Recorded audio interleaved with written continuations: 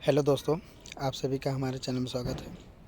आज हम देखने जा रहे हैं निफ्टी एक्सपायरी, जो कि मंथली भी एक्सपायरी है और वीकली भी एक्सपायरी है।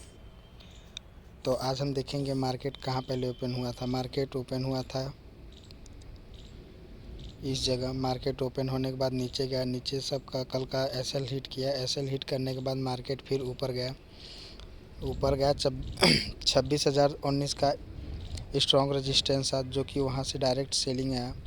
सेलिंग अपने को आया पूरा। एक टारगेट अपने को मिल गया था जो कि 25,973 का था।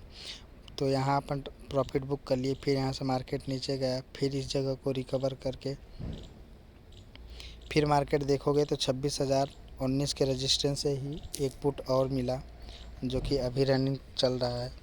तो आप लोग भी हमारे चैनल को सब्सक्राइब कर सकते हैं। मैं भी अपने चैनल पर जल्द ही लाइव आने आऊँगा।